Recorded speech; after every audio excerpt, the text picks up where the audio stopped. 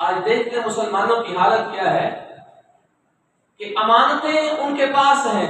ہر قسم کی امانت، لوگوں کے ساتھ میل جول میں ان کے حقوق کا خیال رکھنا، لوگوں کے ساتھ لین دین میں دھوکے، ملاوٹ، بے ایمانی، فراڈ اور بے ایمانی سے بچنا، یہ سارے امانت کے تقاضے ہوتے ہیں۔ لیکن آج کلمہ پڑھنے والے رشوت بھی لیتے ہیں، جو اللہ نے یہودیوں کی خصلت بتائی ہے، ماپ تول میں کمی کرتے ہیں، جو اللہ نے کافروں کی نشانی بتائی ہے، امانت میں خیانت کرتے ہیں، وعدے کو توڑتے ہیں، جو رسول اکرم صلی اللہ علیہ وسلم نے منافقوں کی پہچان بتائی۔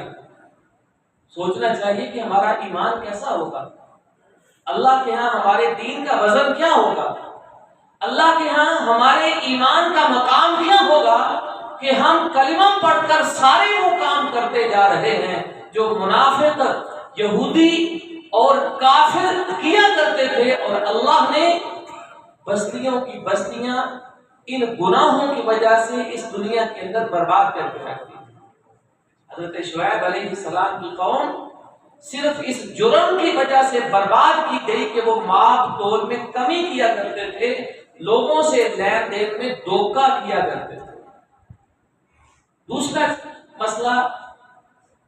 اس آیت میں اللہ نے یہ فرمایا کہ جب تم نے لوگوں سے لین دین کرنا ہے، لوگوں سے معاملات کرنے ہیں، تو عدل اور انصاف کو تم نے نہیں چھوڑنا، لوگوں کے ساتھ کبھی بھی معاملات میں ظلم کا ارتکاب نہیں کرنا، اور انصاف کرنے والے یعنی ہر حقدار کو اس کا حق دینے والے، ان کا مقام کیا ہے؟ ایک حدیث میں سنیے کہ اللہ کے رسول علیہ السلام فرماتے ہیں ان المقسطین علی منابر من نور عن یمین الرحمن، جو لوگ انصاف کرتے ہیں، کس میں؟ فرمایا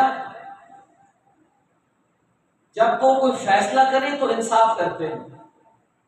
اپنے گھر بیوی بچوں کے ساتھ رہن سہن میں وہ انصاف کرتے ہیں، اور جتنے ان کے ملازم، جتنے ان کے ماتحت لوگ ہوتے ہیں، سب کے ساتھ انصاف اور عدل کے ساتھ پیش آتے ہیں۔ رسول اللہ صلی اللہ علیہ وسلم فرماتے ہیں کہ اللہ ایسے انصاف کرنے والوں کو قیامت کے دن حشر کے میدان میں اپنے دائیں جانب نور کے ممبر بنا کر ان کے اوپر بٹھائے گا کہ یہ میرے انصاف کرنے والے بندے ہیں۔ اندازہ کیجئے کہ اللہ ان کا کتنا اکرام کریں گے، اپنی دائیں جانب